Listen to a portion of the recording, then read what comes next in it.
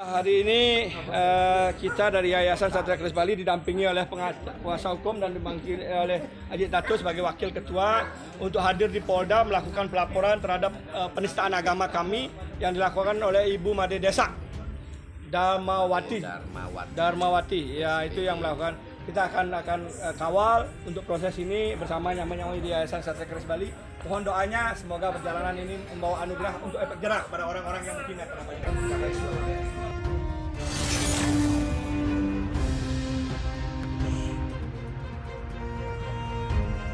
Untuk ke Krimsus, lanjut ke Krimsus laporannya. Kita diarahkan ke Krimsus untuk laporan. Ada mobil barakuda. Ini kita ke Krimsus untuk membuat laporan kepolisian.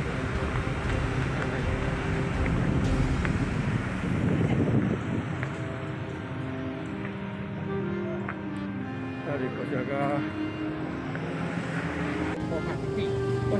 Ya, itu yang mau menggiring ini. ya menggiring kuat karena kalau seperti Panson membuat perluhinaan di pura, ada luar kan ada yang ini. Oke. Maka bisa dituntut. Oke ya, berarti biar ada efek jerah. Ini saya bersama Pak Kante, tokoh Hindu dari Hindu Nusantara. Beliau sudah duluan ke sini. Tapi kita coba semakin banyak yang melapor, siapa tahu ada kebaikan. Kata beliau sudah banyak cerita. Kita berjuang Pak ya. Semua Pak. Jangan Pak. Ya, cepat. Tadi sebut Pak, tadi aja Pak Herman. Pak, ini tentang begini dia. Oke. Dari Pak Herman. Ya, oke.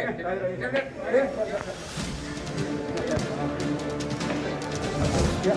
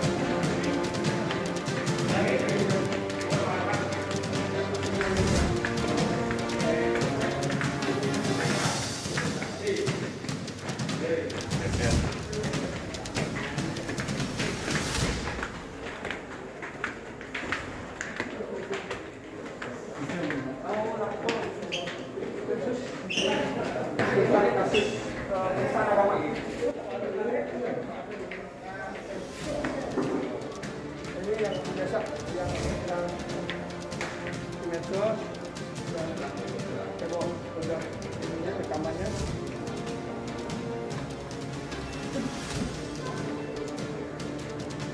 Sudah sangat baik.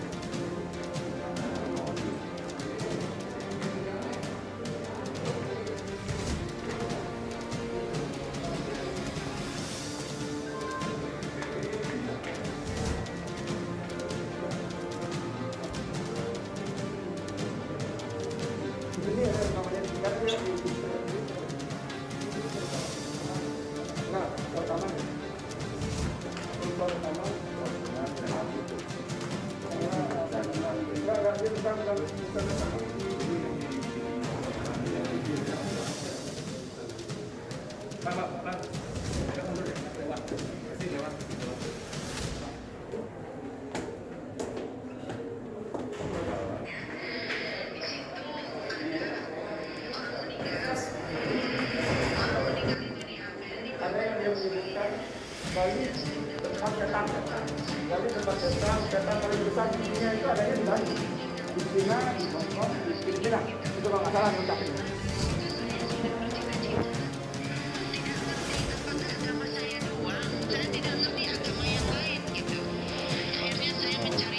Kebetulan saya saudara 11 orang, Bapak Ibu. Saya nomor 11. Gimana Pak? Untuk Ismail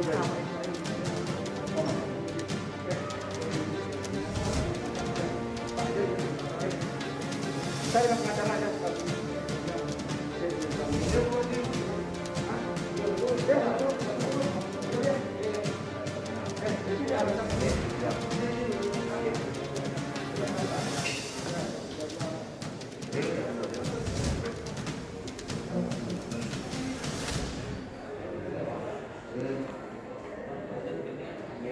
Hukum saya Pak Yaman Agung Sariawan bahwa tadi di situ ada beberapa hal yang disampaikan oleh tim penyidik dari ITE.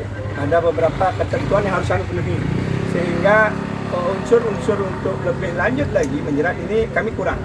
Jadi ada beberapa unsur yang tidak bisa memenuhi unsurnya sehingga harus dipenuhi unsurnya. Contoh adalah siapa yang awal menyebarkan. Menyebarkan ini siapa? Video ini dari mana asalnya? Dan ini disebarkan dalam konteksnya apakah memang untuk umum atau di tempat mereka saja. Itu pertanyaan dari penyidik sehingga ini perlu didalami.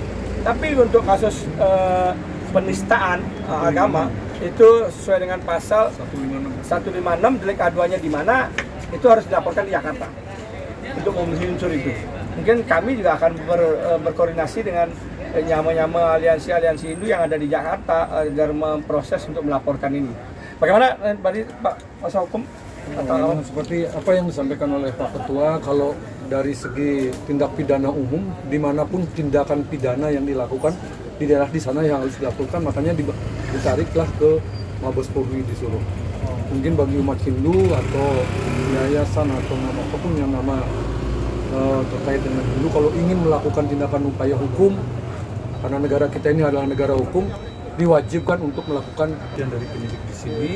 Karena terkait dengan undang-undang ITE itu di manapun bisa dilaporkan, tetapi siapa yang menyebar pertama itulah yang wajib dilaporkan. Karena data kita kurang seperti apa yang disampaikan oleh Ketua Yayasan, sehingga hari ini kita lebih banyak diskusi tadi di sana dan masih dipelajari oleh pihak penyidik yang ada di ITE. Itu aja. Berarti kategori laporannya belum masuk tuh bagaimana? Belum, tadi seolah-olah kita banyak diskusi jadinya di sana, saya sendiri selaku tim hukumnya banyak diskusi terkait dengan video yang sudah menyebar luas di media viral di media sosial dan di grup WA masing-masing di WA sudah banyak. Hanya kita jadinya di sana diskusi. Nah, hasil yang kita diskusi kita dapat apa yang saya sampaikan tadi sesuai dengan yang disampaikan oleh Ketua Yayasan Kesatria Kris Bali Pak. Tidak seperti yang kita bayangkan dan kita pikirkan, karena kalau kita berpikir ini sudah melanggar secara umum, mata umum saya juga berpikir ini sudah melanggar undang-undang ITE. Tetapi ketika dibawa ke sini ada beberapa hal unsur yang tidak memenuhi sesuai dengan aturan undang-undang ITE. Seperti penyebar tadi, penyebar pertama itu siapa sih? Apa maksud dan tujuannya menyebarkan? Siapa yang menyebarkan? Kalau dia di internalnya dia itu belum bisa dikategorikan ITE-nya masuk. Tetapi kalau di umumnya kasus dia dimasukkan ke pidana umum, dia memenuhi unsurnya. Tapi harus dilaporkan orangnya. Kan di video ini orangnya sudah jelas bicara, itu masuk unsurnya ke pidana umum dia. Undang-undang ITE harus ada linknya, harus ada link yang jelas yang menyebarkan di awal. Ini baru bisa dijerat. Seperti kasusnya Ahok ya. Ahok dulu ketika Ahok kan yang menyebarkan kena dan Ahoknya kena. Karena harus ada yang menyebarkan. Jadi tidak hanya sekedar yang kita bayangin, ada video ini, kita screenshot, kita rekam, kita laporkan. ITE-nya nggak masuk, ini yang penyebarnya awal mana, kita cariin, mereka pun lagi mencari datanya. Tapi polisi, khususnya Polda Bali, masih tetap bekerja, akan mencari mencari celah hukumnya, dan mencari mana ininya, asal dari video ini di awal, apakah dari YouTube, apakah dari FB yang orang menyebarkan, itu lagi dicari. Jadi ini masih terus berproses dan kita laporannya hari ini masih disuruh juga melengkapi untuk kelengkapan agar betul-betul undang-undang ITE-nya itu bisa terpenuhi. Semangat tetap. Ya, terima kasih. Tahunya dari YouTube. Oh, artinya data sudah ada. Yang nanti di Google yang cari. Yang di YouTube. Dia beredar di Instagram pertama. Itu keterangan. Ya wartawan Pak bisa download itu hari itu. Nah ini polisi ini ya. Nanti kita lengkapi dulu, kita akan melengkapi lebih lengkapnya. Nanti kita minta linknya, kita akan lengkapi itu karena untuk lengkapi lebih lengkap lagi ya. Yang jelas kita dari awal. Tetap jalurnya lewat Krimsus Pak, nggak akan dibawa ke kriminal umum karena kan bisa ininya oknumnya nih kan ya, biasanya kan. karena kalau di Krimsus itu jelas, tapi jelas oknumnya ibunya umumnya, tapi delik posisi dia berada di Jakarta harus dilaporkan Jakarta. Kalau ITE dia bisa di mana saja.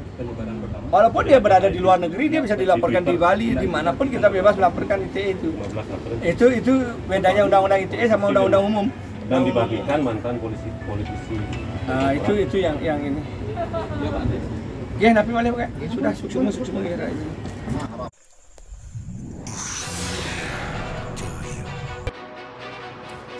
Om Swastiastu, Wignamastu Namasidam, salam NKRI, salam kesatria. Saya ingin menyampaikan, tadi sudah dilihat video saya di channel YouTube ini. Kenapa saya bawa ke YouTube? Karena biar bisa merangkum semua kegiatan yang saya lakukan. Dari proses awal, seperti tujuan dan niat adalah melaporkan pendakwah atau seseorang yang bernama Desa Made Darmayanti. Itu yang kita laporkan. Jadi tujuan kita melakukan pelaporan terhadap Made Desa Darmawati adalah agar efek jerah, dan dia belajar untuk menggunakan mulutnya, menghargai agama leluhurnya. Jangan sampai ingin populer, ingin terkenal, dan ingin dipakai setiap dakwah, jelekkanlah agama yang pernah kamu lahirkan. Itu kan sudah salah. Kami dari yayasan sudah berupaya dan sudah berbuat untuk ada efek jerah itu. Dan kami sudah lakukan pelaporan, dan ternyata di pihak Polda sendiri ada kendala-kendala yang saya alami untuk melakukan pelaporan. Terkait dengan penyebar pertama siapa. Ini yang lagi kita cari data, Polda akan membantu mencari data. Jadi Undang-Undang ITE itu adalah ketika ada yang menyebarkan pertama siapa, atas inisiatif siapa video itu tersebar. Kalau inisiatif dirinya dia kena, tapi kalau disebarkan atas inisiatif orang lain itu kena. Karena orang ini tidak menyampaikan di publik dalam artian di publik umum. Dia menyampaikan di ruang dakwahnya dia, di sekolah kampusnya dia. Ini belum dia kena Undang-Undang ITE, tetapi dia Undang-Undang penistaan agama.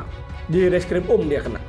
Dan ini juga kita lagi jajaki, kita lagi koordinasi, dan Polda Bali pun lagi koordinasi mencari jejak digital. Siapa sih yang pertama menyebarkan? Karena yang pertama menyebarkan ini yang akan ditangkap oleh polisi. Jadi pertama menyebarkan ini kita tahu siapa yang menyuruh menyebarkan.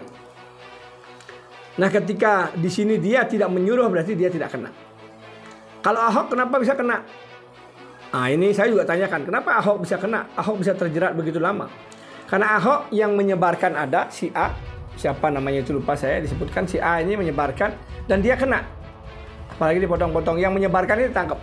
Ahok kenapa kena? Karena dia menyampaikan di depan publik. Terbuka ini, di tempat terbuka umum untuk banyak orang yang datang. Itu menyebabkan dia kena Undang-Undang ITE. Jadi itulah perbedaannya Ahok sama desa ini. Dan kita lagi berkoordinasi untuk pelaporan di TKP-nya. Ketika dia melakukan itu di kampusnya di Jakarta, kita lagi koordinasi oleh nyame-nyame aktivis-aktivis Hindu yang berada di Jakarta untuk ikut melaporkan. Karena bolanya sekarang berada di tokoh-tokoh dan aktivis-aktivis Hindu yang ada di Jakarta untuk melaporkan YBS ini ke Mabes Polri. Nah, di situ tempat yang paling tepat kata Kasubdit ketika ini belum didapatkan. Tetapi ketika ini didapatkan, Undang-Undang ITE memperbolehkan dimanapun melapor di seluruh Indonesia. Boleh dilaporkan ketika ada kesalahan terhadap aturan ITE itu sendiri. Jadi dimanapun, walaupun dia berada di Jakarta, Sumatera, dapat ketika dia menggunakan medsos dan dia sendiri yang menyebarkan, ada bukti linknya itu kita dapat, penyebarnya itu dia kena dan dia bisa dipanggil untuk diproses di tanah Bali kita. Intinya adalah kami dari yayasan tetap sesuai dengan visi misi menjaga taksu tanah Bali kami. Kebetulan saja ini masih berdarah Hindu Bali yang kenapa getol sekali saya. Karena orang ini tidak menghargai. Kalau orang mungkin di luar Hindu Bali yang tidak tahu peradaban Hindu Bali, mungkin kita akan maklum. Kenapa? Karena dia tidak tahu. Tapi ini yang betul-betul tahu, tapi dia menjelekkan, ini yang kurang ajar namanya. Yang tidak tahu balas budi, balas karma kepada orang tua dan keluarganya. Itulah tadi video saya tentang perjalanan dari rumah didampingi oleh kuasa hukum dan teman-teman untuk ke Polda dan melaporkan kasus ini. Dan sampai saat ini kasusnya masih dipelajari oleh Polda. Dan ini jujur, nggak ada rekayasa, saya nggak ada kong kali kong sama Polda. Karena saya kejar Polda juga marah. Polda Bali juga marah terhadap apa yang disampaikan statement oleh ibu itu karena sudah membuat gaduh suasana di Bali. Mereka pun lagi mengusut dan mencari untuk mendapatkan sehingga bisa memproses. Itulah yang bisa saya sampaikan. Pada ini sekarang sudah menjelang malam. Terima kasih atas waktunya, tetap menunggu dan menanti berita. Tetaplah setia untuk berjuang kepada tanah Bali. Dan tetaplah jaga NKRI, saling menghormati, saling menghargai. Jangan pernah kita terprovokasi untuk menjelekkan agama apapun. Kita introspeksi diri, agama kita adalah milik kita. Jangan sampai kita menjelekkan agama orang lain, belum tentu agama kita juga baik. Jadi kita jaga bersama-sama Indonesia, kita jaga bersama-sama NKRI, kita jaga bersama-sama agama kita, dan hormatilah agama orang lain. Salam hormat saya, salam Kesatria Kris Bali. Terima kasih. Om Santi Santi Santi Om.